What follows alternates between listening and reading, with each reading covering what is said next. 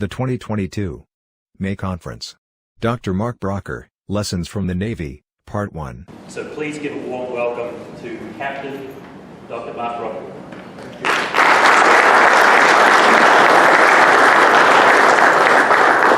I've never been introduced with such a cool accent. So that's always a good start. And that's always dangerous when you go to a website. I've got a marketing person. Now the bars are raised a little high, but that's all right. We'll try to reach that bar. Well, Ken and team, thank you so much for inviting me. What a beautiful venue. Just really excited. So I got involved with the tennis gig, I guess, about 5 years ago with PTR. I've done probably 3 or 4. See some familiar faces, Jorge and Bill and some others. How many, just out of curiosity, how many people have heard me speak in the past? Okay, just a couple. That's good. So you'll hear some repeat stories. It's all good. You can't have some fun. So let me tell you a little bit about myself. I think it's important to get some context. So I came in the Navy many years ago, and what happened in that first 10 years, in the military you move around quite frequently. And that first 10 years I noticed my excitement go to work, engagement, joy wax and wane. Sometimes really fired up to go to work, other times hated to go to work. And that kind of was interesting to me. I wanted to know why. And it had nothing to do with where I was located. It had some great duty stations. It had some not so great duty stations geographically. It had nothing to do with it. It had nothing to do with the job I had. I came in the Navy as a pharmacist, kind of a strange story there, but at some point we'll talk about it. But I came in as a pharmacist under the umbrella of pharmacy. I had different jobs. I realized it had nothing to do with the job I had. When I dug into it, I realized it was my boss. My boss was basically dictating whether I was enjoying going to work or not. And that really intrigued me. And I started reading about leadership. And back then there was this, before podcasts and stuff, it was basically reading books. But I observed, I was watching this group called the non-commissioned officers, kind of mid-level managers in the military.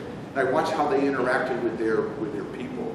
And I took a lot of notes, and it became the 90s of the book that came out last year. But I learned a lot about leadership, and I tested different things. We'll move ahead 20 years.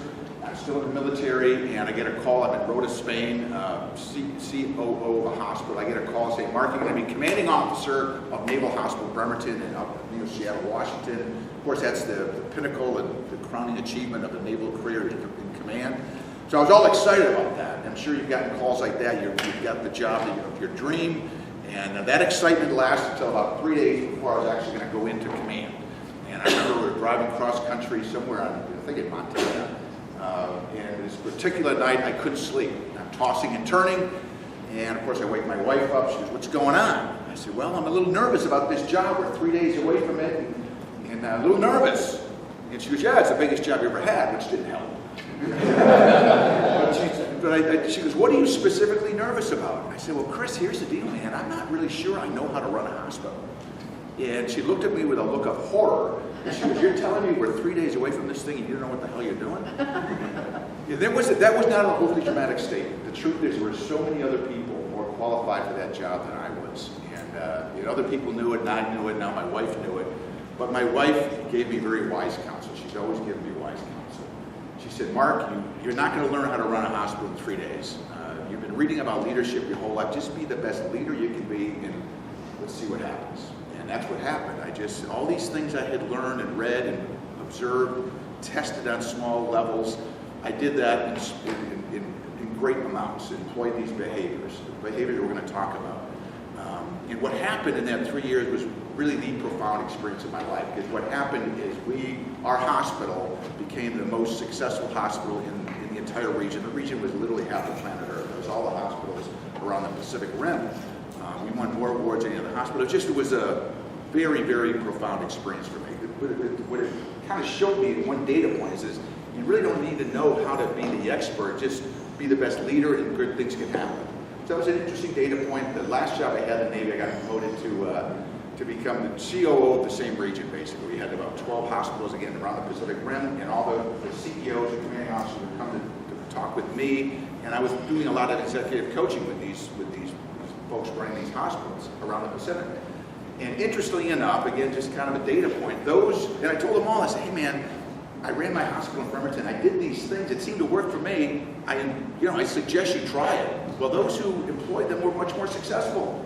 than those who did not. We didn't have to fire any COs, commanding officers, we call it relieving duty, but it came close. But the point is the folks who employed these behaviors that we're going to talk about were more successful than those that did not. And again, a data point. Just like you said, I retired from the Navy about 10 years ago, started my own company. This is a company one. It's my wife and myself, and I've got some contracts that help me out with my website, things like that, but it's just myself. But when I retired from the Navy, you have time, which is a beautiful thing, and I had time to do some digging. I'm thinking, man, it seems like these things work, and is there any data to support these behaviors? Well, there's a plethora of information about these behaviors. And I could be here all day going through these slides of showing you the data. I'm going to show you one study that is actually quite fascinating. But there's a lot of studies that show that when you do these things, corporately, your profits go through the roof. There's so many, great places to work. I suggest you go to poke around that website. And they have a lot of data to show when leaders do these things. It doesn't matter what industry, whether you're running a tennis club or a SEAL team in Afghanistan or a corporation in Detroit, when you do these things, great things happen. And that's what we're going to talk about. So, like I said, retired 10 years ago. I was doing the Zoom thing a lot. I was thinking to Jorge this morning. That was actually quite lucrative because you don't go anywhere. You guys know, you're sitting, you wake up and you put a tie on, you got your pajama bottoms on, you give a talk, and there's no cost to that. But it wasn't nearly as fun. So to be able to be in front of a live crowd, it's just a thrill for me. So thank you for the invite. It's going to be a fun thing. So here's what we're going to do. We started a little bit late, but I guess we'll get okay for an hour and a half or so. And we'll see if we need a break between now and about 10:30, 10:40 when we'll close. And I don't know how much material I'll get through, but what we'll do is, I don't know how many people are not here or maybe here this afternoon, but I'm going to go through some stuff, and we'll come back at, I think, 3 o'clock. I'll do a quick review because it's always good, and then we'll finish up at about 4 o'clock. And I'm heading down to Pensacola, Florida after this. It's my escape plan from the state of California. I'm moving from California at some point. We're building a home in Pensacola. I gotta get down there and talk to the builders and make sure they're on track. But we'll probably keep our house in California. But you always have to have it. The military always has to have a plan. Whether we actually get the plan or not, we'll see. But I'm really thrilled to be here. All right, so let's talk about the objectives. We have 3 objectives here. We always have to have objectives. The first one is this one: understand the profound power of the leadership phenomenon. Let me ask you right now, how many people run a tennis club with employees under their tutelage, I guess? Okay, and everyone here does coaching one-on-one with tennis players. Is that a fair statement? Everyone does that? Okay, all right, okay. Well, the point is you're all leaders in this tennis profession. And I never, ever appreciated the influence I had over others. I suspect you don't either. It's profound.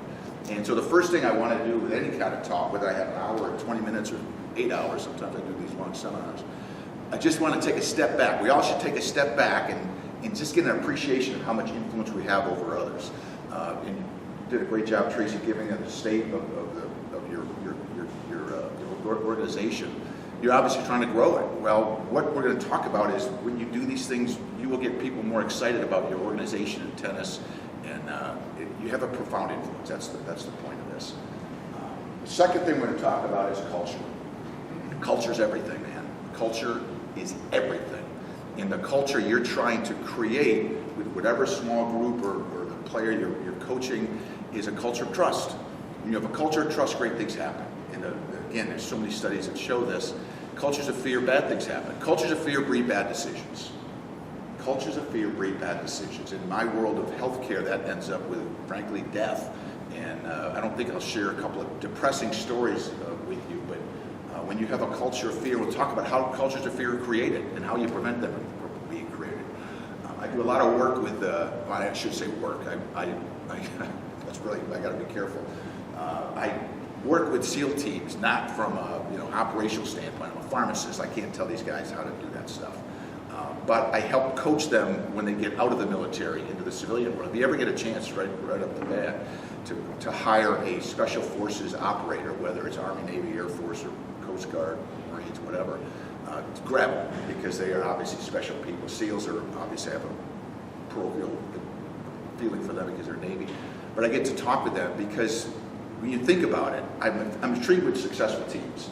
I'll just share with you, I'm a Patriots fan, I'm from New England. They've had a couple of rough seasons here, we'll see what happens, but Belichick creates a certain culture. Whether you hate the Patriots or don't know anything about the Patriots, it's a team, and he's the leader of that team, and he has created a culture of winning. It's a very profound, and maybe we'll talk a couple of anecdotes about that. It's all about creating a culture, in the right culture. And we'll talk about how what you do on a minute-to-minute basis creates that culture. That's what we'll dig into. And of course, we'll talk about behaviors that create these high-performing teams. All right, let's talk about this first one. Let me just share with you what I'm going to talk about in the next few minutes. It's a study. Never before in the history of mankind, and I'm not being overly dramatic, has a study been done like this. It dramatizes, to me, the power of leadership, because again, we want to take a step back and try to appreciate the profound influence you have over others. So this was done, let me start here, the power of leadership. I got to put this guy's face up here. This is for a leader, guru, or someone who studies this stuff, this is what's going on in Ukraine is fascinating to me. It's fascinating. It's almost on the back page now. I get the Wall Street Journal, and it used to be front page, now it's on the page 4 or 5. But it's a drama unfolding that is actually fascinating. It's absolutely fascinating. And some days the history of books should be written, and I should put a blog out or something. Bill's always pushing me to do more Facebook and social media. But this is going to be hit out of the park, and maybe you'll inspire me like you did well, Bill, to do some more of this stuff. But it is the truth of the matter. I should say the truth. My thesis, my postulate is if Zelensky had left Ukraine, which 99% of leaders would have done, given the fact that everyone had the bets that Russia was going to take out Ukraine. It was no one bet that they were going to hang in there. He stayed. And if you look at these photos, any photo of him, he's a master of social media. Come on, pick that up, though. But when you see this picture, it's always, he proves that I'm there. I'm not in Paris, I'm not in Washington, D.C., I'm not in Orlando, Florida. I'm with you. And that has inspired the people. It started with him, and obviously there's a lot of things that have happened since then. But if he had left Ukraine, geopolitically, the world would be a different place right now. And so therein lies a case study of the power of leadership. He stayed, things have changed. And you can talk about this guy's a crook, and don't overthink this stuff. The guy, if nothing else, he's brave. He stayed. And I did a lot of debates on people. I said, hey, don't overthink it, man. The guy stayed, and therein changed the entire geopolitics of the entire region. So therein lies a case study of the power of leadership. So this one, another study, this is the one I really want to talk about. I kind of forgot I popped that slide in there, but I'm glad I did. Again, never before in the history of mankind has a study been done like this. As a matter of fact, I gave this talk yesterday in Washington, D.C. to a bunch of young naval officers, and one man in the crowd was a Navy SEAL. He went on to become a PA, a physician assistant, and he was in this study. He told me, he goes, hey, I remember the guys asked me some questions, so it's kind of interesting.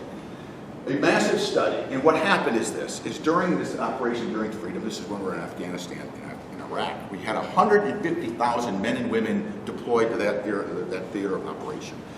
And what was happening, the Pentagon noticed when these young men and women were coming back from these deployments back to the States, there was an uptick, not everyone of course, but there was an uptick statistically of driving under the influence, spouse abuse, bad stuff, things that are career enders for the military.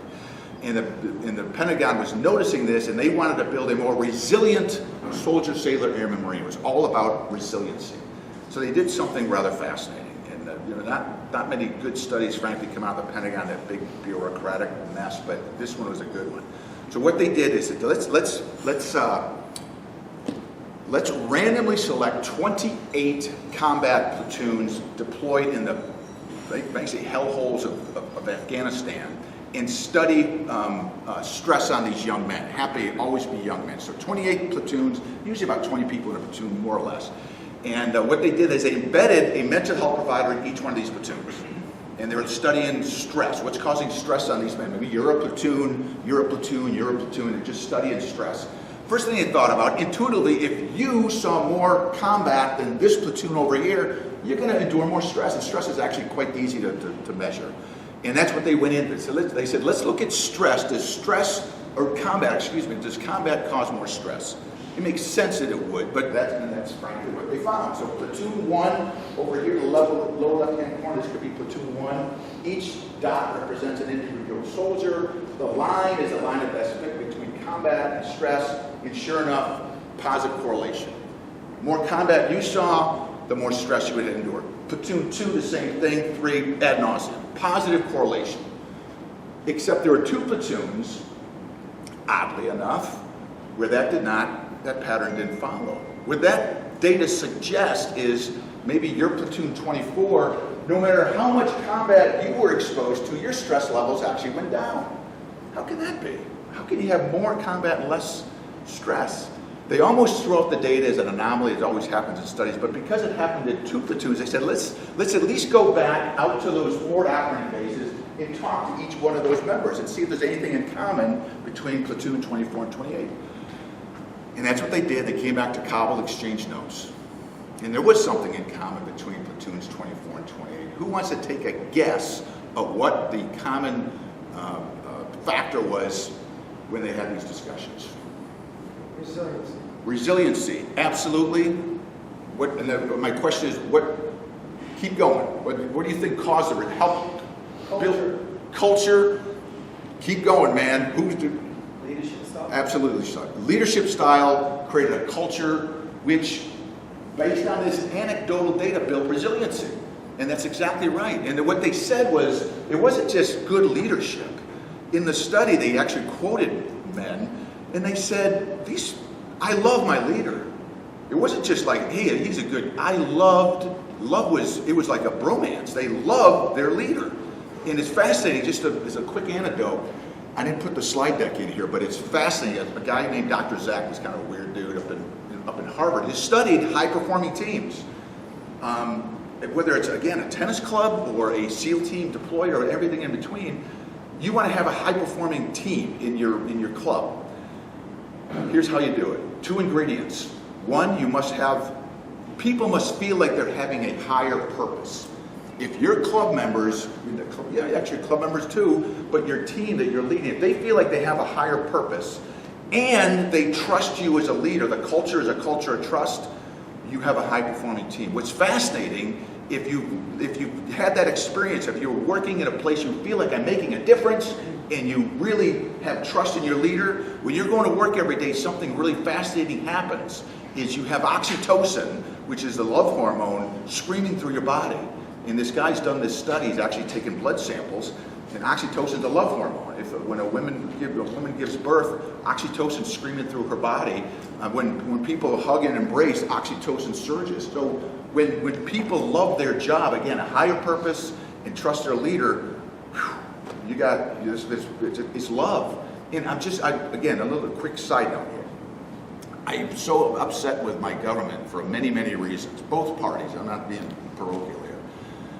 The fact is, this COVID thing, and this is where I still think you should, I'd say leverage, it sounds so Machiavellian, but a major risk factor for being, and I know this because I do a lot of coaching of hospitals around the country, I'm very well informed.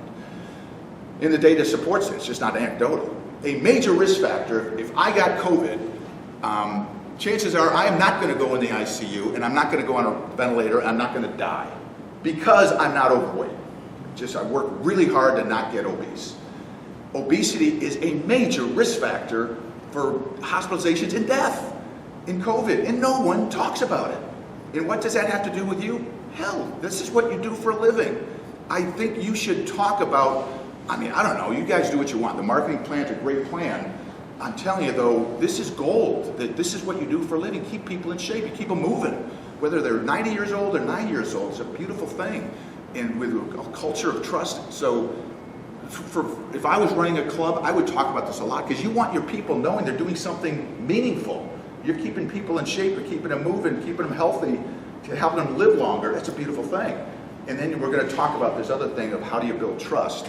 But with these teams, something was going on here where these folks just knew they were doing something meaningful, and they loved their leader, and they were resilient. All right, so here's what they did. They tested this theory. They said, okay, the data suggests that these folks love their leader and they are more resilient by definition. More combat, less stress. That's the definition of resiliency. So they said, let's test that theory. Let's find a cohort of men. They happen to be all men because back in 2006 to 12, 8 to 12 is all men in these combat action platoons. That's since changed, actually, which is good. They tested this theory. They said, let's find a cohort of men who saw a lot of combat. Actually, they called it horrific combat conditions, more than just a firefight. 638 men who saw a lot of combat. And they basically asked them this: did you like your leader, yes or no? And they measured PTSD in those two cohorts. So, yes, I love my leader, you're in this cohort. What percent had PTSD, post-traumatic stress disorder? In this cohort, no, I did not like my leader, what percent? Here's what they found out. For that group that said I had strong leadership, I love my leader, all this other stuff, 7% had PTSD, 7 in 100. When those who said they had weak leadership, did not have strong leadership, 44% incidence of PTSD. A 6-fold increase in the incidence of PTSD based on the leadership.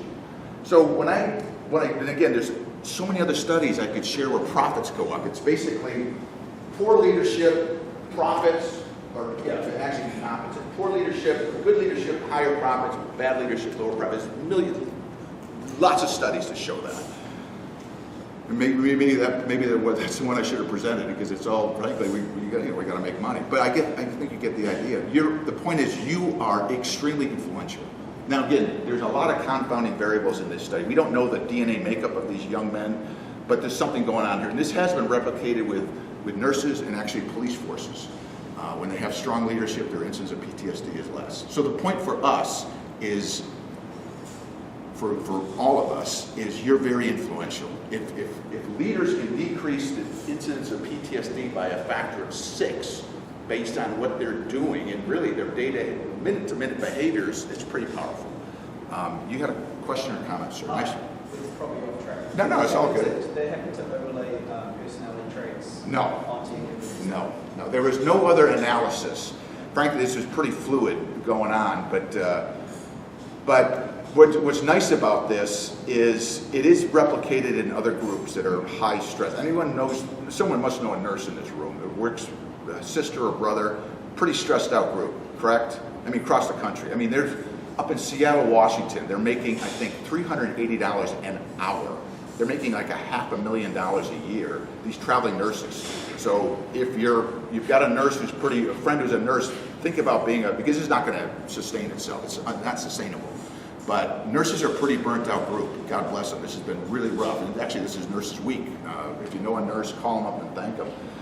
Pretty burnt out group. And I do give talks to nurses, and we'll talk about a way to decrease significantly the incidence of burnout, of one of these behaviors we're going to talk about.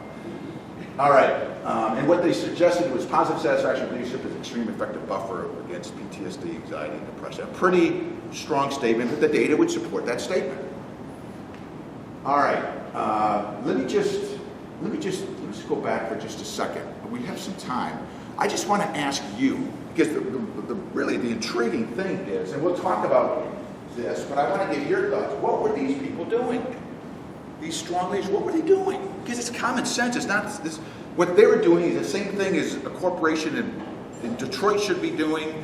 I do a lot of coaching for academia, interesting enough, and the same thing with a college, academics, and same thing with a tennis club. When you do these things, great things happen. So I just want to ask you, think of a great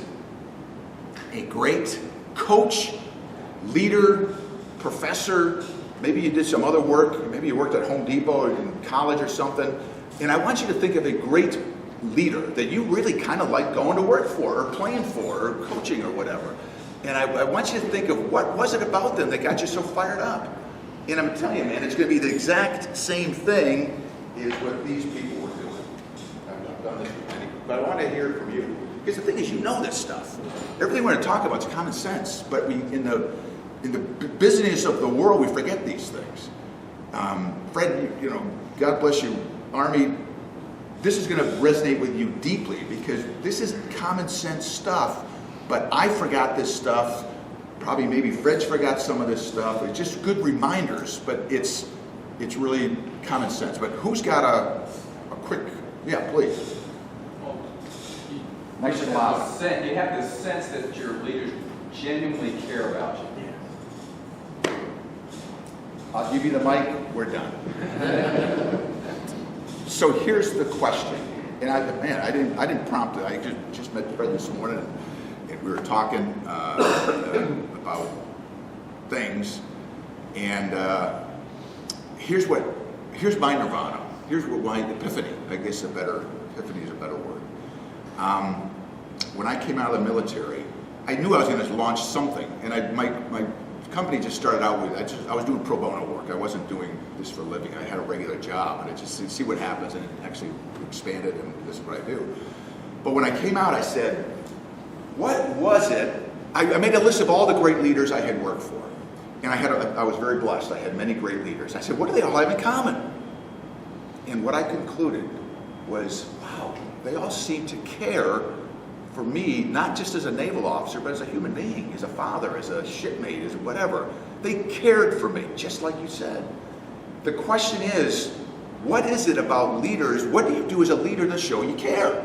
Because if you have a group in your tennis club that says, Jorge cares for my well-being, they'll work really hard for you, and you will grow, almost guaranteed. There's no guarantees in life, but it's significantly higher. The question is, what does Jorge need to do minute to minute to have his people conclude that Jorge cares for me? And that's what the book's about, and that's what we're going to talk about. That's it in a nutshell. And these guys all said, man, my leader cares for me. And again, these hellholes in the Hindu Kush of Afghanistan. But it doesn't matter if it's there in the Atlantic, the tennis club here. So that's it in a nutshell. Who's got, I kind of said the answer, but who's got another vignette of a great leader? Because this will fall under, okay, here's behavior of a leader who cares. So please. You have to pay attention to them. Pay attention to them. Keep going. You have to listen to them and be engaged in what they're talking about. Don't treat them as a number, and then it's not like, oh, how's your family? All right, good. Hey, how's Jonathan? How was so-and-so? How was school today? Be engaged, be involved. Be engaged. You said something, you probably don't even realize how profound it is. What's your first name? Jeremy. It's Jeremy. almost like Jackson, not his army, so I'm with you. Jeremy, is it? Yeah. And you're an Army guy? God bless you. Thanks for your service. How many people have service in this room? Does any, I know we got, there you go. I know we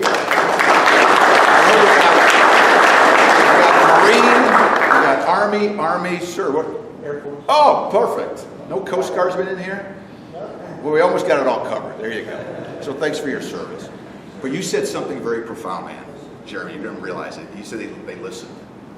Listening is it, man. If you can do one, if you take one vignette from this, hopefully more than this one, but this is, in my opinion, the most important thing. A lot of times people come up to me after a talk and said, there's one guy who said, hey, I'm going off to talk to a bunch of young men about something, and we're going to be camping around the campfire. What's the one thing I should tell them to do? I say, hey, man, you got to listen. If you want to be a great leader, you've got to perfect the art of listening. Colin Powell, one of the greatest leaders. I never met the man, but I heard he is a great listener. He was listened very well. I don't know, you guys ever meet? Maybe you ever met Colin Powell? No. He's obviously a 4-star general and blah, blah, blah. Died a few months ago, but he was a great listener. And when you listen genuinely, and again, we're going to do this little vignette here, or a little role play for a second, but one of the things we talk about, you said it really well, basically getting to know them a little bit. So Jeremy, if you came aboard to my tennis club, and I said, hey man, welcome aboard, Jeremy, really excited to have you here. I learned this thing, and just be honest. Don't just say, hey man, I learned this thing that this guy from the Navy gave this talk, and he said you got to get to know your people. So Jeremy, I want to get to know you. So hey, welcome aboard again. So I'll tell you my story, here's my story, blah, blah, blah. So go ahead, Jeremy, tell me your story. And this is my cell phone. Yeah, buddy. Yeah. Yeah. Is that going to land? Not. He's going to admit, frankly, you cause more damage by doing that and simply saying, well, I gotta I'm busy, man. I'm busy. I get sick of people saying, I'm so busy. I'm so busy.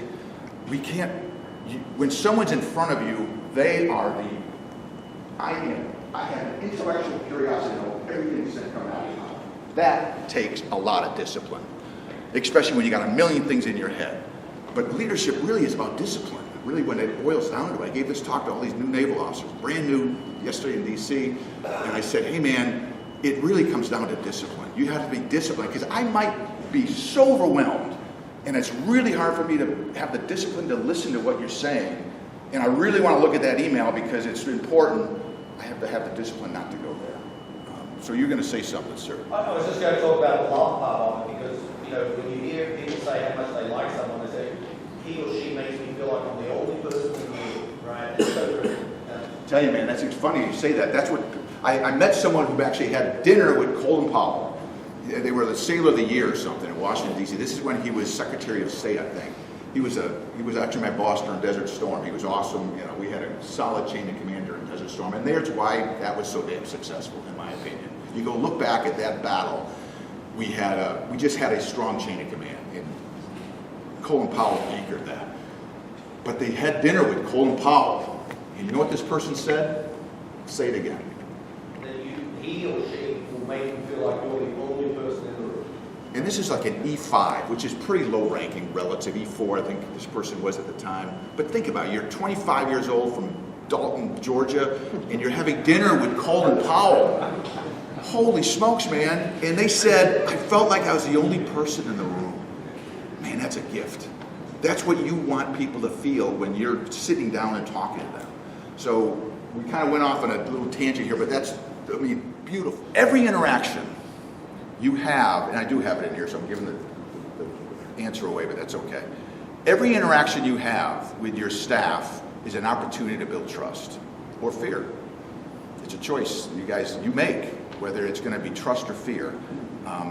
Walking the walk, whatever, talking the talk is huge. So I told a story yesterday, man. I hadn't thought this in years, but the folks at the military will appreciate this. I think we'll y'all appreciate it. So just think about this. So 9/11 happens, and I'm in Jacksonville, Florida, on this fleet hospital thing, and rumor is we're going to deploy to Uzbekistan and set up our fleet hospital. This is in 2002, I think it was, right after 9/11. And we're all pumped up, man, because, everyone was fired up in 9/11. If some of the folks who weren't around here, so young, God bless you, it was the patriotism was incredible. We hopefully will replicate that someday, because it was unbelievable. Anyway, we're going to go to Uzbekistan, and we're going to set up this fleet hospital, and we're going to take care of the Taliban, blah, blah, blah, blah, blah. Well, we go off to Camp Pendleton, which is in Southern California, right between LA and San Diego, and we're going to set up our fleet hospital through training. The commanding officer, the CEO of the hospital, gets up there in front of all the officers and say, listen, this is walk the walk, get in there, get your hands dirty. Officers don't build these tents. That's enlisted work. We're not going to get our hands dirty and risk injury. So I forbid anyone from helping. So that in the military, the officers are the college graduates, the folks who are the leaders, truthfully, at the high level. Then the enlisted, who are the folks that are kind of blue collar, get the work done, in a nutshell. So they're basically saying, you're too good for that work. And I'm thinking, this is not going to land well.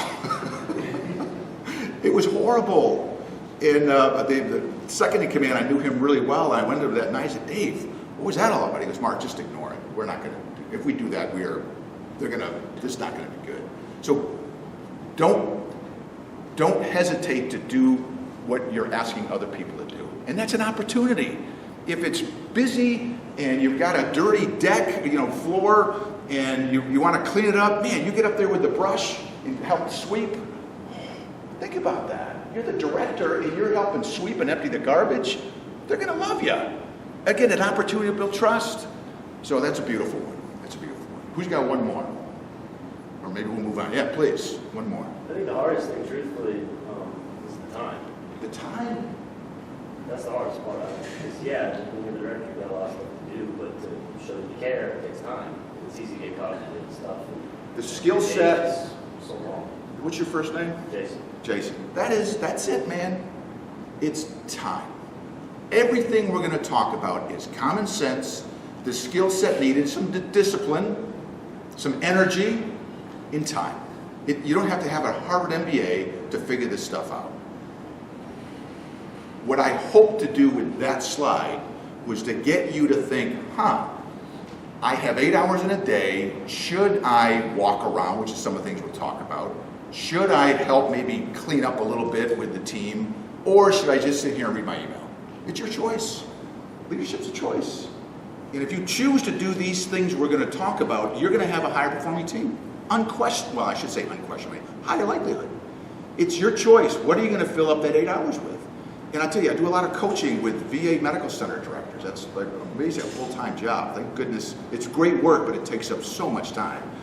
And one of the things we talk about, I said, you got to get out of your office, man. You got to walk around. And their thing is, I don't have time. I said, hey, man, you must find the time. And finally, this one CEO said, she told me, she's a great leader of a VA hospital up in Philadelphia, Admiral Flaherty. She's awesome. She said, listen, I want you to cancel meetings to go walk around. That's how important this is, to build relationships and build, just show that you care. You can't show you care via email. You can't show you care via email. And it's really hard in Zoom, frankly. In my opinion, again, the data's not out yet, but I just think it's common sense. It's a hell of a lot easier, but it's just harder. So if you have remote employees, let me just say this right now, because I don't have a slide on it. And how many people have remote employees, just out of curiosity? If you don't have them, we won't have to. Well, if you might have, there you go, one. So the question is, what do you do with those folks? My God, do these things more. And you'll see, when you're thinking of your remote employees, what do I do to keep them engaged? In this great resignation that things happen, that's an outcome of bad leadership. The great resignation, you've heard of that term? And maybe you're living the dream and you can't keep people on board. It's an indication of bad leadership, in my opinion. The data will, again, I should put a social media thing out on this. Because when you have people who love coming to work every day, they're not going to quit. They're not going to need more money. They just want to keep coming to work and keep working for you and producing. And so anyway, so remote employees, you're doing this in another level. Makes sense. It takes more time. But again, it's our choice. All right. So let's talk about culture. Can anybody tell me what's going on here? Anyone take a wild guess? Team building, absolutely. And it happens what this team building is. These folks are trying to become Navy SEALs. This is Bud's training. You probably watch movies on it and stuff. And again, if you have no care about the military at all, that's okay. It's just, this story will land because it's a fascinating story about how quickly culture can change. It's all about culture and what's creating this culture, and that's what we're going to talk about. So I live in San Diego, and this is off the coast of Coronado. Have you ever been to San Diego? This is Coronado. This is where all the Navy SEALs are training. So what's going on here is during the training, they line all these men up, and they pick them by 7. You're 7, you're in boat 1, you're the leader of boat 1. You 7, you're the leader of boat 2, you're the leader of boat 3. And they have these really brutal races. These boats weigh a lot. They run up and down the beach. They go off in the water. They dump the boat. And the winner, the boat that comes in the first, the boat team, they take a knee.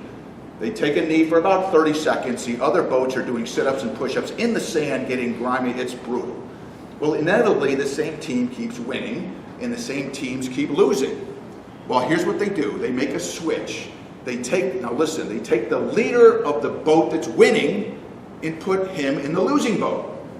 And they take the leader of the boat that was losing and put him in the boat that was winning. Everything's the same, and they have another race. What do you think happens? Boom. The boat that was losing, and by definition has burned more calories because they're doing these push-ups. So what happened? Again, I'm just jumping ahead a little bit. So you're losing, you're in this boat that's losing, and you've got I leave, I'm no longer the leader of the boat, Jeremy comes in, boom. They perform, and they win, and there's no time to have an offsite. This happens in a second. Jeremy, take boat 2, go. And they're off. But somehow, what Jeremy had done prior, the team, again, I don't know what happened, but all I know is the culture changed immediately, and they feel like they can win, and they win. And amazingly, the team that was winning, that basically burned less calories, they start losing because Brouker's in the boat and no one likes Brouker. So it's fascinating. The story is this, is how quickly can your culture change in your club? Pretty damn quick. Sometimes for the better, sometimes for the worse, depending on the reputation of the person, and you probably live the dream. And you've had a coach you love. All of a sudden he or she retires and you get a new coach, it's like, whoa. And your performance dives because it's just not there. And it's all based on what you do. The leader does second to second. It's fascinating. All right. So what the leader's attitude sets the tone for the entire team. The leader's attitude sets the tone for the entire team. And I do a lot of work with groups. I'll get a call say, hey man, come on into my factory. Things are just not working. The team's unmotivated, disengaged. And I'll walk in and it doesn't take long. Kind of walk around and I'll sit down with the boss and say, hey man, I got good news and I got bad news. What's the good news? I said, I found the problem. He goes, what's the bad news? I said, sir, it's you. You, sir, I had a coaching call last week with a guy who's a brilliant PhD guy. I can't even explain what he does. Something, cancer, blah, blah, blah, in a big academic institution. And he calls me up every 2 weeks. I coach this guy. And he goes, Mark, my team, it's just not motivated. He's got a bunch of PhD students trying to do all this amazing work. And I've been talking to him for 6 months. And anyway, I'm listening to him talking to me, and he sounds just not excited. And think about this, when you go back to your clubs, so he's not excited. And I said, hey man, I think I know the problem. He goes, Mark, we just talked for like 20 minutes. What do you think? I said, D, it's you, man. It's you. He goes, what do you mean? I said, you don't sound very excited. On a level of 1 to 10, what's your excitement level going to work every day? About a 3. I said, dude. I said, therein lies the problem. You got to be excited. So for you, if you're not excited about your work, man, and again, we're in about 2 seconds here, you're going to see some data that supports this. You've got to be excited, and Tracy did a great job of giving the statistics. And I'm telling you, man, it's a home run to be hit out of the park. If you're not excited, and you can't find that excitement, I strongly suggest you take a knee, meaning take a week off. Go to the Bahamas, go to your significant other, and just take some time off and get those batteries recharged. Because you're killing your organization if you're coming in every day. Not good, not good.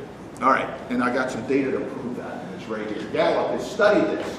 Leaders' engagement, leaders' excitement, call it what you will, directly influences their employees. The link is pretty tight, and employees are basically, and this is on average, 60% rounded up are more likely to be engaged when their boss is engaged. And you could put in there arrogant. Employees are 60% more likely to be arrogant if their leader's arrogant. 60% more likely to be depressed, pessimistic if their leaders.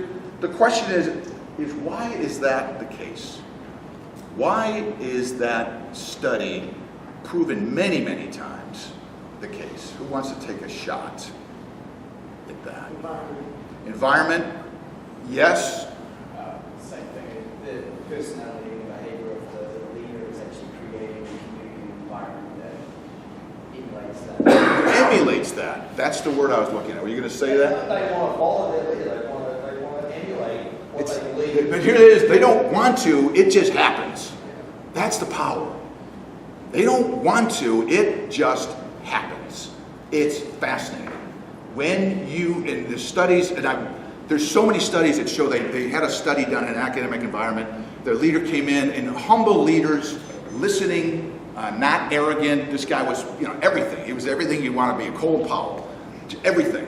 And they obviously monitored the people that worked for them, the 40 people that worked for them, and they became good listeners.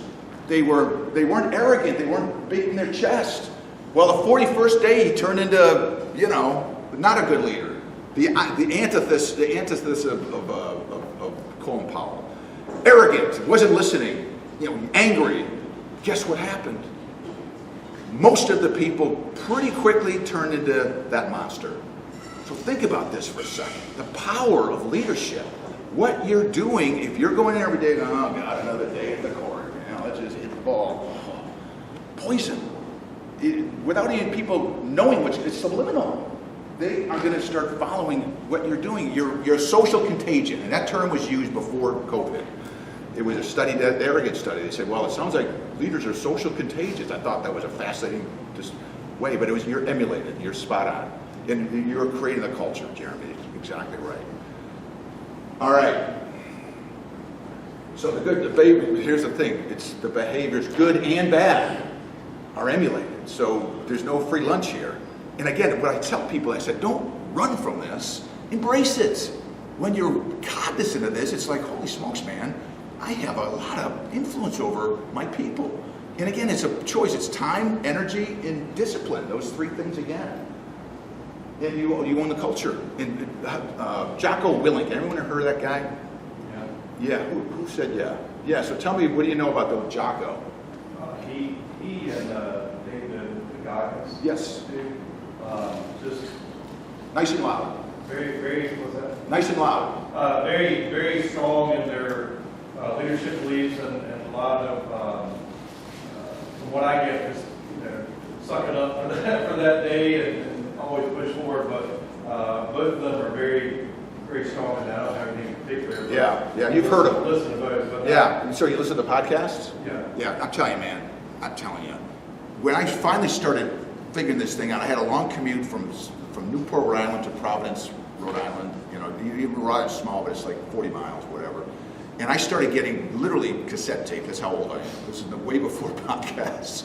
But I started getting cassette tapes of Zig Ziglar and all these old timers who were Dale Carnegie. And I started listening to them going, and the light bulb started going on. This is a long time ago. I get my, trying to figure out how to get people motivated. Now it's like, oh my God, Jocko Willink. What's the other guy you said? David Goggins. There's so many, and there's women that are equally powerful to resonate with, to get excited. I strongly recommend it. Zig Ziglar called it Automobile University. This guy, I think he's passed away now. But when you're in that commute, I'm driving down to Pensacola, I got 7 hours, I can't wait to get in the car and start listening, getting excited again about listening to all this stuff. So I strongly recommend to get yourself, kind of reinvigorated, start listening to some podcasts. And what's your name, sir? Todd, would you do me a huge favor? I'm going to assign something to you. Sure. All right, Todd. I want you to, if you have a good podcast that you like listening to, give it to Todd. And Todd, at the end of this, 10, so we got 10 o'clock. Perfect. Thanks. So send it to Todd, and Todd, at the end of this thing, just send it to everybody. I listen to World War II podcasts. I'm an old guy, but there's so many leadership vignettes in there. So there's the first one, and maybe some of the older folks in here may resonate with that one. But yeah, just do that and send it to Todd, and because it's rich. It's rich. All right. So this is a fascinating study done in Bethesda, Maryland, Institute of Medicine, and no one probably has ever heard this. Any by chance, anyone ever heard this? It mostly it's known by medical types. So listen to these numbers. So they did this huge study. They've heard stories. There's malfeasance happening in hospitals, and it's causing bad outcomes, meaning really death, mistakes, death. They said, well, let's find out how bad this problem really is. Well, they found out it's pretty bad.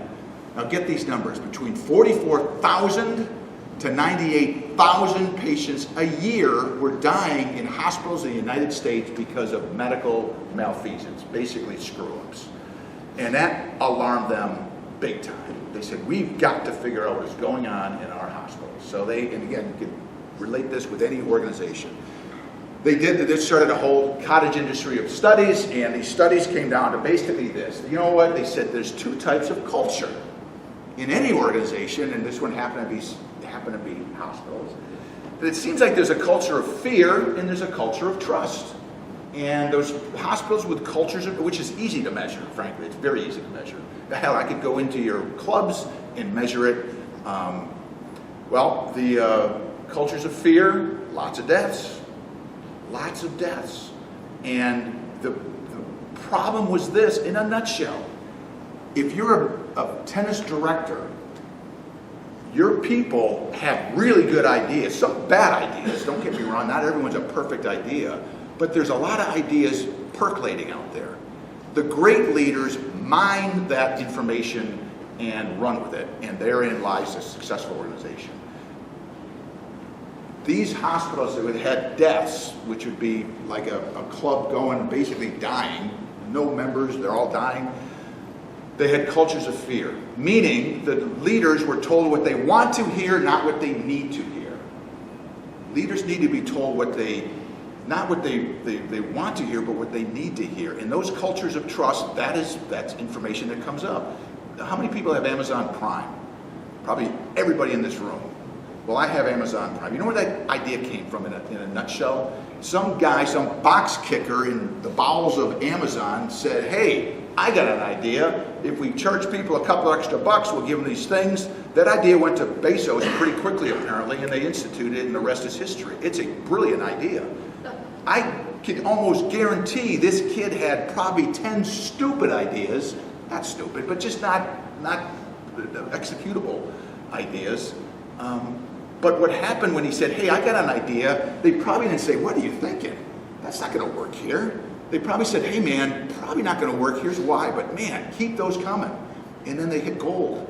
So these hospitals that had these cultures of fear, people saw bad things happening but were afraid to say, hey, I think this is going to end up in a bad outcome here.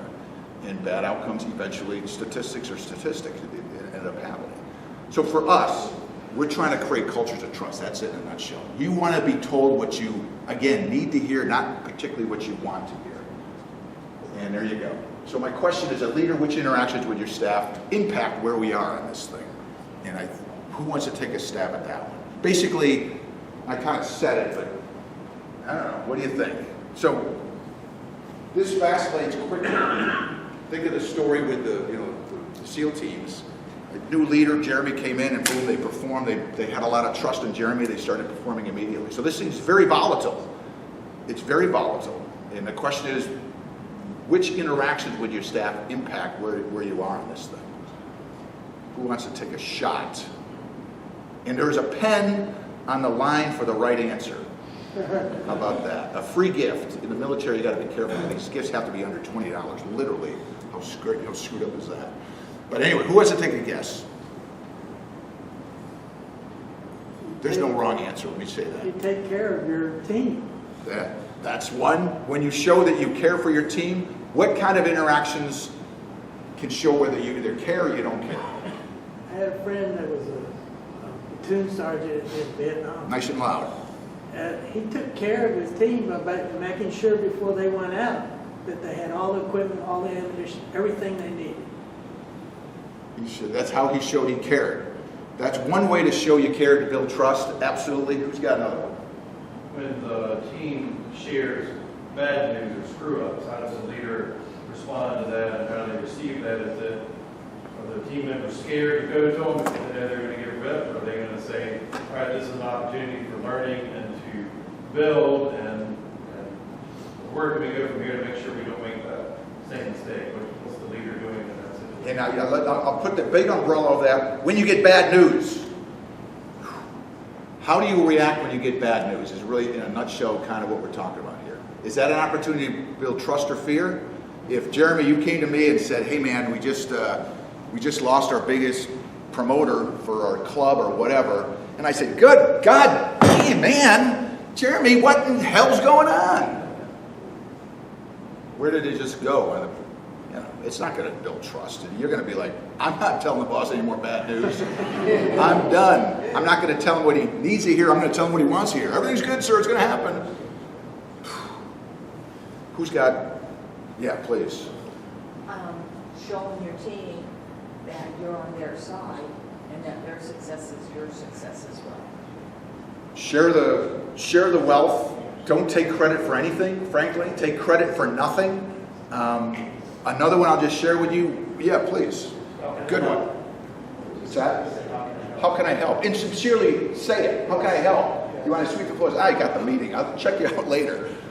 But saying, what can I do to help? And following up when they say, hey, here's what I need. So let me just let me just jump the gun. Hold your thought 1 sec. I'm going to jump the gun here to a slide. How can I help? So how you decrease burnout, and just please hold your thought. You good? Your question. Don't forget, man. Write it down if you have to. I'm going to forget this because it's so important. Again, we're going to get to it, but what you said, how can I help? So to significantly decrease the level of burnout in your staff and frankly get them excited to come to work is the opposite of burnout, is this. A study was done in Michigan, 20,000 healthcare providers, but it doesn't matter. Pick a profession. And they asked them, basically said, do you see your leader, yes or no? When they never see their leader, majorly burnt out. This cohort, you never see me, burnt out. And you're all doing the same work. This group, I come by and say, hey, what can I do to help? Hey man, the nets are all screwed up and we need new nets. I'll see what I can do about it. I never get back with you. Never get back with you. Your burnout is about the same as theirs. So walking around and saying, how can I help without following up, don't even bother walking around. You're wasting your time. This group, I walk around and say, hey, how can I help? Hey man, we need new nets. The nets look shabby and it just it doesn't look good. Not a good look for the brand. And I come back and say, hey, here's the problem. There's no new nets. The supply chain problem, probably not going to be for a year, so we're not going to get new nets, but I wish I knew. If I change it, I'll let you know. I didn't solve it. No one's got good nets, but this group, significantly less burnt out, and frankly, more excited to come to work. So when you say, how can I help? That's good, but if you don't follow it, don't even ask the question. That study is profound. Now, I wish I had known that when I was in command in the Navy. I just found this out like 3 years ago. But that is a nugget of vital importance. So you're spot on. But if you're not going to get back with them, don't ask the damn question. People want to feel like they can make a difference. That's it. It's human nature. This study goes much more into it, psychologically, neuroscience, all that stuff. But it's the results that matter. And a lot of this is subliminal. So great one. So the answer is, in a nutshell, and I'm going to keep my pen till later, all interactions, but everything you said is spot on. Everything you said is spot on. But there's nothing you can't do that will not impact this. Everything you do impacts where we are on this trust and fear thing. There's some studies that show this. So this one study, I don't know, academic setting, mind you, but it's still interesting. And I had a boss, my last boss, Admiral Faison. He ended up being the Surgeon General of the Navy, great guy, learned so much from him. His emails, I learned so much about sending emails from this guy. His emails would say, hey, Jim, great to see you last week. Really exciting to see you. It's been a long time. Hey, we're going to make a little change. We're going in a different direction. You're going to be out. We're going to move you to basically, you're getting fired. He didn't say that. We're moving you to another section. Again, great seeing you. Thanks. Boom. His emails always end with thanks, exclamation point. And I had people walking out. I was his assistant. And people would walk out going, hey, man, I think I got fired, but I feel pretty good. I think I'm good. He was masterful. So this study was done. Every email, again, an academic setting, a new boss comes in, he's got 40 people, 50 people. Every email he sends to you is thanks, exclamation point, thanks, exclamation point, whatever. And they're measuring trust. And trust is, he's doing a million other things, obviously, as a leader. Trust is going up, going up, going up. 41st day, one change. No more exclamation point. Thanks. Thanks. Thanks. Everything's the same. What happens to trust? Starts going down. It's fascinating. And they probably didn't even realize what was going on. I would guess if Admiral Faison sent me that, I'd say, ooh, did he not get my email? Did he not like my report? Did I do something? Probably a lot of subliminal stuff. The point is, a damn exclamation point versus a period can change culture. Again, I don't want you to get worried about how you're sending emails. Just be mindful that everything you do, including the forced fun events, you do the Friday night forced fun things, and if you know I'm running a club and you're my people that work for me, and you happen to be big Red Sox, Patriots, Celtic fans, Bruins fans, and we're just talking about, hey man, this is awesome, good season, hey, good to see you. Hey, anyway, let's talk. That doesn't. For you guys, you're having a great time. The boss is talking to us all night. You guys are feeling disenfranchised. So everything we do impacts where we are. This other one, real quick. For the past 3 weeks, your new boss is greeting you like this. Brand new to the club, and she greets you like this. And man, every day, it's awesome. And then the 31st or whatever, the 22nd day, she greets you like this. What are you thinking? You're messing up. Keep going. The ultimate. What's the ultimate? I might get fired. Does that cause a distraction? Are you going to be a better coach because of this little distraction? Absolutely not. And Bill Belichick, and again, I have those great books on this guy, but he's the coach, the leader of this very successful team, the Patriots. His golden thing is he neutralizes distractions. At your level, when you're playing with some, I can't imagine the level of tennis that you're coaching. It's probably pretty high. And the difference between success and win and a loss is whether that player is distracted or not. And your job, in my humble opinion, when you're coaching, you want to neutralize those distractions. And when you do something like that, that's a major distraction. They are not going to be playing at the top of their game. So Belichick, if you watch the Netflix documentary, you should look at it. Aaron Hernandez, that name ring a bell? Okay, so they're 2013, they have a major player on their team called Aaron Hernandez. And in 2013, he murders another human being. Big distraction for the team, man. This is like, they went to the AFC Championship that year. Somehow, Belichick, in his magic, neutralized that distraction. So our job is to neutralize distractions, not create more of them.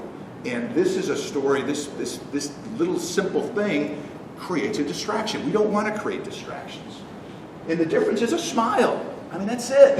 You look at it. And again, I don't want you walking around with a false smile all the time on your face, but just realize body language is huge. And I tell you, my daughter, God bless her, man. She played a pretty high level of volleyball. She played at Cal Poly and SLO. They were ranked like 20, 25 at one point. So now she's coaching. And she goes, Dad, coach, it's really hard, Dad. Because the coach is always saying she's assistant coach, and they're a pretty high level club. And you guys know it's a really high level club in San Diego. And they go pretty far in the playoffs and stuff. And she goes, Dad, he's always telling me I can't be standing like this. He's always reminding me of my body language, because the girls are looking at me. These matches are like 2 hours long. Your daughters play volleyball, like anything else. And say, you as a coach, his body language is huge, and this is just a good example. So, but it's all there. Everything you do, body language, emails, text, social media, it all is either going to create trust or fear. That's it in a nutshell. Some more than others, obviously. The one that you kind of mentioned, when bad news comes, which we're going to talk about specifically, huge opportunity to build trust or fear. Here's another one. I taught at Chapman years ago, and a young man sat back in the corner, didn't say a word the whole class. And thankfully I said, hey, does anyone have any other questions? And this kid raised his hand. He was very shy.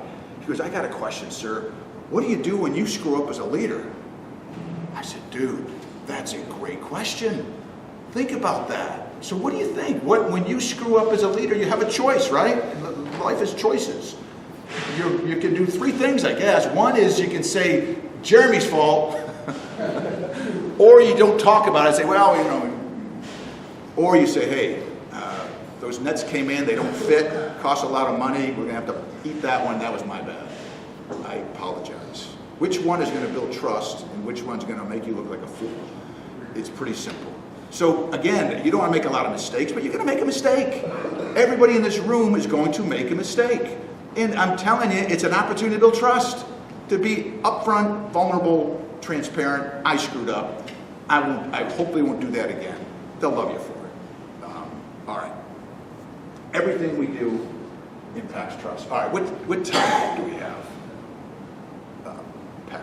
10:20. 10:20. All right. Good. So we got till. What time do we have till? I don't want to disenfranchise those. 10:40. 10:40. Okay. What's up? Oh yes, sure. Please, sir. You're a good man. You're a good shipper. No, I'm just saying that we don't praise the managers or leaders. We don't praise enough our coworkers. So what he said is we don't praise enough. It's very easy to say that think we need more encouragement, recognition in front of everybody, and get things better like that. So what do you, brilliant, thank you for helping your wingman there to speak up. What he said was so profoundly important, and actually we're going to spend about 15 minutes on that topic of it's telling people when they do a good job. And you know the gossip that he showed, that when you encourage, basically you say, good job, Jeremy, great job. Man, how long did that take? About 2 seconds. And well, Jeremy's going to be a little bit fired up, and you're maybe thinking, you know what, I kind of like it. I like that happen to me. What did you, it's just, so yeah, giving, we call them accolades, call them what you will, hugely important. And then you said something else that's really important. You basically said the gossiping thing. So again, just this yesterday, I'm up in DC, I guess. You're up in DC. So they had a panel of non-commissioned officers, E9s. These people are like bulletproof.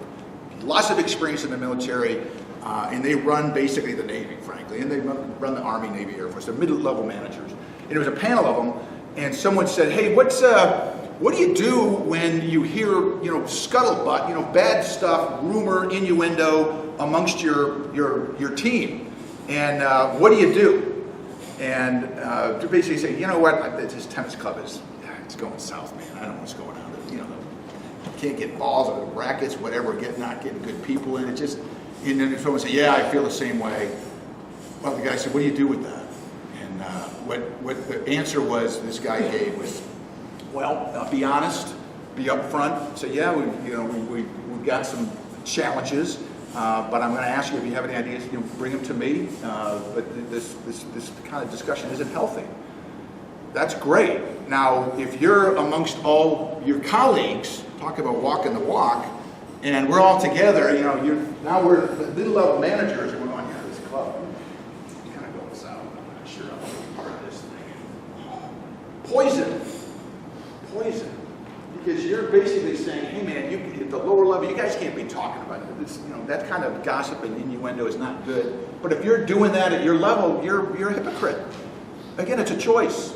And it's easy. It's so easy. I did this so many times in the Navy. I'd get together with my buddies on a Friday night at the O Club, and we'd just start our bitching sessions. That was not healthy, man. And I know that got back to my sailors. That wasn't healthy.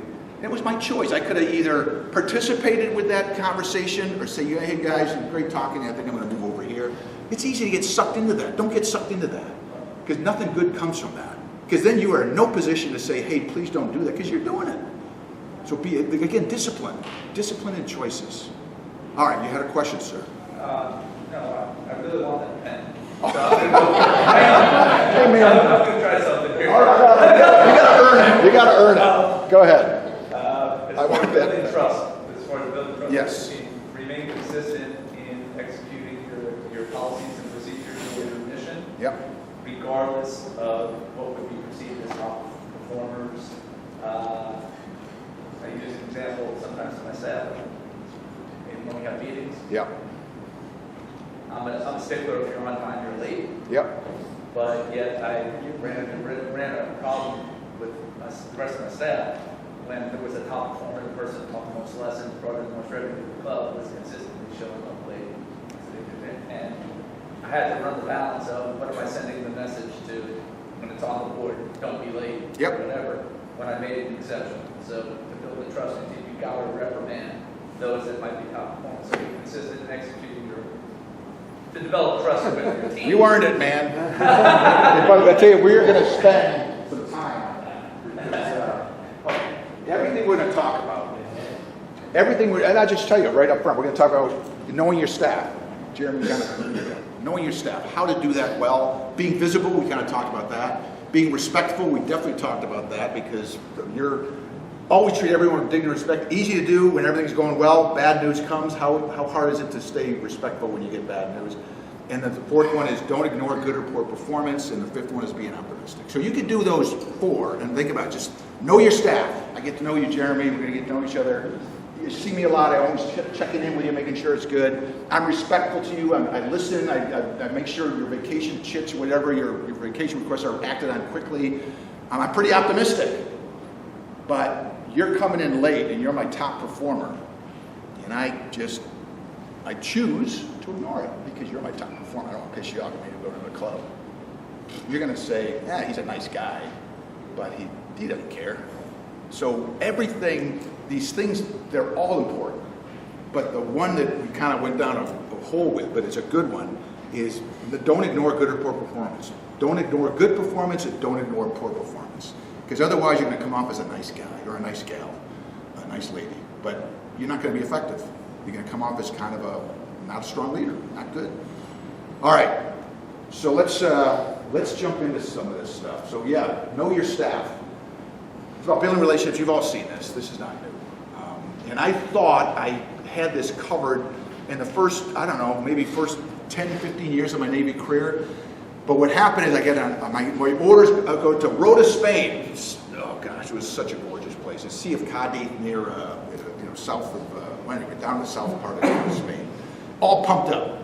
Before I go, I'm going to go to 2 weeks of command leadership school in Newport, Rhode Island, and I'm all excited about that opportunity because this is going to be leadership development at a pretty high level. I'm going to be learning more. This is going to be awesome. I get to the class about 7:45. Class starts at 8. I'm thinking 7:45's plenty of time. Well, no, every other person in this class, about 50 people, were already there. They're probably doing push-ups and sit-ups, or this was a highly motivated group of people, and I was part of them. I ended up sitting right in front, which is not my comfort zone. I like sitting back there. I like sitting back there. That's where I like to sit. All the seats were taken. It's a big, beautiful amphitheater. I'm stuck right in front. I'm like, oh, God. So I'm sitting there. First speaker comes in at 8 o'clock. He walks in, very distinguished man. He goes, when you meet an employee for the first time, what do you talk about? And I'm sitting up in front. Probably had too much caffeine. I'm thinking, come on, someone say something. I don't like silence. And I'm debating, should I raise my hand? I don't know, pretty impressive crowd. I can't stand any longer. So I'm thinking, this is an easy question. Of course, so I raised my hand, kind of, like a nerd, and he goes, yeah, what do you got? I said, well, you talk about mission, vision, guiding principles. You talk about the commander's intent. You talk about the chief of naval operations, blah, blah, blah, blah, blah, blah, blah. And he's shaking his head in apparent agreement, and I get this surge of confidence, thinking there's probably caffeine. But I get this surge of confidence, and I keep going. Finally, he looks at me and goes, that's absolutely wrong. That's not what you talk about. And I literally lost my composure. I started sweating. I know I blushed big time. I can blush pretty easily. And I'm trying to pray that no one sees me, in this state. But I got my composure back because I'm thinking, what the hell? What do you talk about? Now I was intrigued with what is this guy going to say? I knew whatever's going to come out of this guy's mouth was going to be rich. And here's what he said. He goes, he did throw me a bone. He goes, you know what? That's what they're expecting. The employees are expecting to hear about the latest, whatever the hot topic is. He said, resist the temptation to go there. And I still have these notes, man. It was like 15 years ago, because every fiber in your body's going to want to go there. Don't go there. He said, instead, have them tell you their story, just like you were talking about, Jeremy. And as soon as he said that, I'm thinking, wow. This makes sense. Because I had read about Dale Carnegie, How to Win Friends and People, Cubbies, all these leadership gurus, but no one said it as succinctly as this. And I intuitively knew this is powerful. So I go off to Rota, Spain, and I had, back then there was like about 400 folks in the command. I was COO of the hospital, and every new employee would come and see the COO, called the executive officer. And so I peeked around the corner for the first, there's 3 days there, the first person who's come and meet me. So everyone had 30 minutes one-on-one with this me. They had just come to Spain, and so I peek around the corner, I see this kid, he's a nervous wreck. He's a young man, he's nervous to meet me, and I'm thinking, wow, this guy's nervous, and I said, but this is going to be blast. So I come around the corner, I say, hey, shit, man, how you doing? I'm Captain Brouker, I'm your XO, that was my term. We're going to get to know one another, have a seat, have a seat. And the kid would kind of recoil and look like he was befuddled. I said, let me tell you my story. So here's my story. I'm from Massachusetts, a little rust bucket town, Pittsfield, and my father was a blue-collar factory guy. His father was a blue-collar factory guy. My father wanted to break that mold. He kind of put pressure on me when I was 17. I had to come up with a purpose and what am I going to do to go to college. And when the pressure got hot and heavy one Thursday night, I happened to be working in my drugstore as a clerk selling sticker bars, and I saw the pharmacist with a nice smock, didn't look like he worked that hard, drove a nice car, went home that night and said, Dad, I want to be a pharmacist. And that's how I got into pharmacy, true story. And I've been in the Navy for 20 years, and at that point, 3 kids, wife. So tell me your story, shipmate. He goes, well, I I guess I joined the Navy to see the world, and I'm from West Virginia.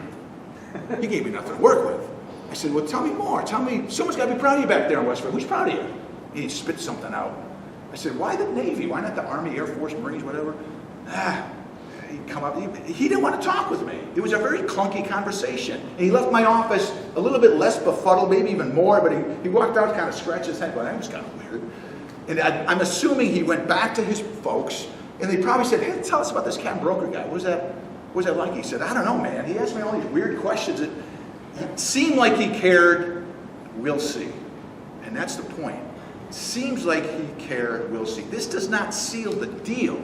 But what this does, if you want to build a foundation of trust, there is no better way to do it. There is no better way to build a foundation of trust than sitting down and getting to know your people. 2 skill sets, time and the ability to listen. Like we just did with Jeremy about 30 minutes ago. I said, Jeremy, let me get to know you. And I started poking away on my cell phone.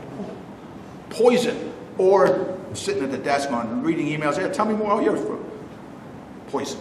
So when you do this, again, you're listening. I want to know about you, man. The thing is, when you do this, some people will just be very hesitant. But I'm telling you, man, everyone's got a story. I heard the most amazing stories of these young men and women who are joining the Navy. I mean, it was actually, that was like the highlight of my day, just to learn about these people's stories. Some were better than others, truthfully. Some were kind of agonizing, but it was a bell curve. Some were just, you should be in a freaking movie, man. This is unbelievable. But when you do that and you listen, holy smokes, it builds a foundation of trust. It doesn't seal the deal, but it builds a foundation of trust. All right, what time we got here? I want to make sure. 10:30. All right, we got 10 more. This is perfect. So what can you do? And a lot of these, the ones that are high, the top one and the bottom one, those are not mine. I've given this talk to many people, and people have offered suggestions. And this one is just a beautiful thing. I wish I had said it. I wish I had thought about it. I wish I knew it. So again, Jeremy and I are going to sit down. Welcome to the club. Jeremy, I just want to get to know you, man. And here's my hobbies. I like to surf. I like to work out, whatever. I like baseball, football, and stuff. Tell me, what do you love? I don't want to talk about tennis. I know you love tennis, but what do you love to do? It's a great way to start in disarming a conversation. Just say, I want to get to know you as a human being, not as a tennis pro or a coach. Basic needs, you just moved here from wherever you're in Atlanta, you got a place to stay. Is everything good? You got, you feel like you're landing well? Is your family, schools, blah, blah, blah. Goals, what are your goals, man? I mean, no one talks about goals. I mean, there's studies that show when you talk about goals, huge to build trust. Short-term, long-term goals. What do you struggle? So you just moved here from whatever, Milwaukee, and you've never been to Atlanta. Any struggles you got, anything? And then this one is beautiful. And again, I didn't think of this. It was a non-commissioned officer, an E9 in the Navy, but they're all brilliant. These non-commissioned officers are so smart. And they said to me, this guy said, here's one for you, sir. I always ask the young people, what are your expectations of me? And most people will be, frankly, not know what to say, because it's such a rare thing, but it's a beautiful way to show, I'm here for you, man. I care, I want to be here for you. And a beautiful thing is if they say, hey, man, again, I never did this, so I have no experience doing this, but I'm thinking, just thinking it through. Someone might say, well, just tell me if I'm not performing where you want me to perform. Wow, that is a beautiful thing, because inevitably people are not going to perform where they're going to perform. It just happens. And once they say that, you've got an in. If they start screwing up, say, hey, man, we talked back a couple months ago, you said, you want me to tell you? Well, I'm going to tell you something, and we'll talk about that. Huge. All right, let's do one more, and then we'll take a break. Be visible. Be visible. And this thing called, anyone ever hear the term high reliability organization? It's kind of it's a leadership thing, I guess, that they're trying to get become reliable. If you say you're going to perform surgery on my right arm, hopefully it's not the right arm and not the left arm, frankly. So two communities have embraced this. One is the aviation community. After the Tenerife disaster in, I think, 77, almost 600 folks were killed, 2 planes crashed. And what they found out in that incident was did anyone know about the Tenerife air crash? Didn't maybe know something more about it than I did? Wasn't one of the pilots trying to get home from school is burst out something and he didn't follow Yep. captain, the co-pilot was junior, and the culture was you don't question the boss, right? That's it in a nutshell. Yeah. And the culture was, I'm not going to tell you, I'm going to tell you what you need to hear, I'm going to tell you what you want to hear, not what you need to hear. Yeah. Perfect. So it's a great background. So a little bit more background was this. So basically, 2 planes are ready to take off on this really, again, I'm not a pilot, so I don't, I'm not an expert here.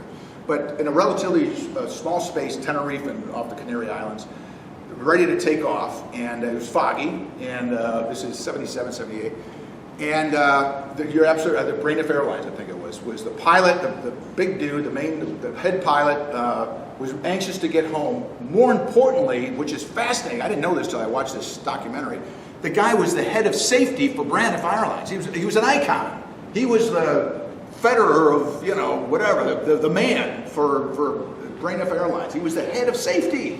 So no one questioned this guy. He was the man. And he was trying to get home to some event. I think it was his kid's birthday. Well, they didn't get permission to take off. Did not get permission to take off. He starts revving the engines, and the co-pilot says, this is all on the black box, because no one survived. The co-pilot said, hey, pilot or whatever, we don't have clearance. He goes, we're good to go. The rest is history. 577 deaths. Worst air disaster in the history of mankind.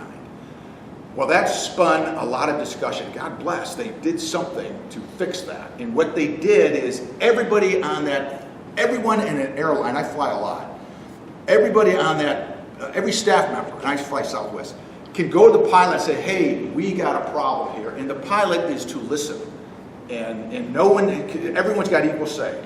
And if you look at the statistics, there's an article in the Wall Street Journal like 6 months ago. If you look at the statistics, it's unbelievable. I mean, airline safety has become extremely safe. Extremely safe. The other industry is the nuclear industry. And never mind 3 Mile Island and Chernobyl, but if you look at really the submarine community and the Navy in particular, God bless, man, they're pretty damn safe. Rickover did a great thing. So those 2 communities have embraced it. Well, healthcare is trying to embrace it. Because we have work to do in healthcare. We have not embraced this, and the VA is particularly trying to embrace this. One of the things that is a major tenet of this HRO is they call it leader rounding, and really what it is being visible. You got to get out of your office and just walk around, and basically, what can I do to help? And I just told you the statistics. When you say, what can I do to help? I need nets, because the nets are really terrible. I come back and say, hey, I heard you talk about these nets. We're not going to get them. I'm sorry to tell you what it is. That's fine. You will be embraced. Trust will go through the roof because you got back. You don't have to answer the question. The real quick story I'll tell you on this is I was giving this talk to a bunch of Navy guys, and one guy raised his hand. He goes, I was talking about being visible. And following up, he goes, we were on a patrol in the Western Pacific in this nuclear sub, and the food started getting really bad. And in the Navy, they have this thing called captain's call. It's basically leader rounding that. Like you what I strongly recommend you do if you're the head of a club, just have open meetings probably once a week. We call them captain's call. You can call it, director call. I'm here to answer any questions you got. Here's a couple of things, but what's on your mind? And listen and follow up. I'm telling you, man, it's beautiful. The Navy does this a lot. So the Navy had this thing. The boss got up and said, what's on your mind? What's going on? Sir, the food sucks.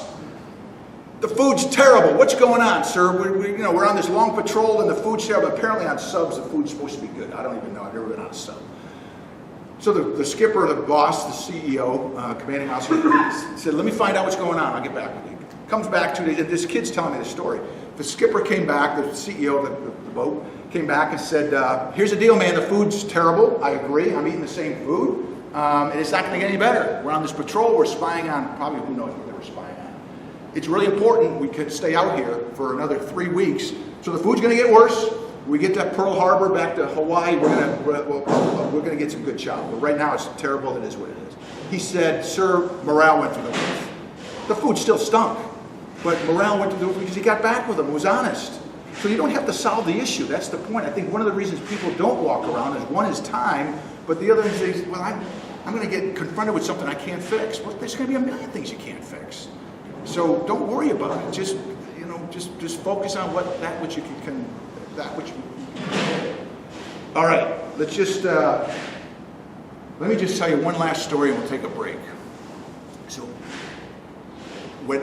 and I wish I had, again, that study I told you about where the 3 scenarios, never see your boss, never follows up, see your boss and follows up, this is the group you want to be in. I didn't know that, and I'm thinking, man, how many times did I walk around and follow up?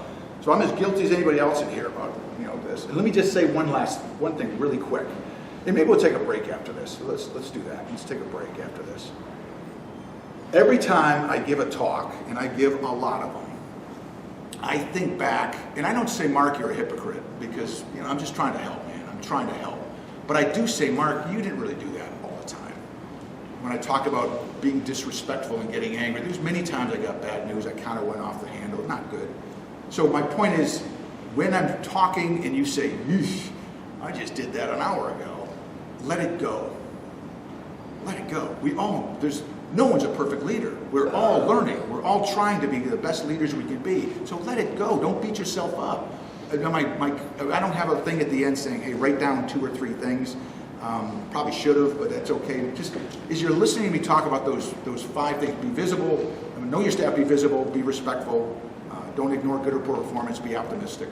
Those are 5 things. Just think, what are 1 or 2 I really need to work on? And just try to change your behaviors. But don't beat yourself up thinking, oh my God, I don't go there. It's not healthy. It's not healthy. You got a little sabbatical going on here in beautiful Atlanta. When you go back, you can say, okay, I'm going to commit to a couple of these things. Yes, sir. I want to add one thing that I remember. I had a GM, and he expected this of himself, but he also expected the people that worked for him. Was he would say all the time, do what you said you were going to do. Now, he lived by that, and he said he was going to do something, he followed up on it, and he would do that, and he would also have to his staff. That built a tremendous amount of trust because he said it, he was going to do it, and vice versa. Yeah, so that's a good way to take a break. If you say you're going to do something, you need to do it. So here's the little vignette that, frankly, I should mention this. I should put a slide in here. Be scrupulous about the promises you keep. Be very careful of the promises you make. Be careful of the promises you make. If you have a culture, and you've lived this, you can just think of somebody who you loved working for, and they made a promise they could not deliver on. You'll give them grace. You'll give them grace. And that's the beauty of this. When you have trust, you can make mistakes. You can say, listen, I told you could have that vacation for 2 weeks in Costa Rica. Things have changed, man. I can't, and here's why.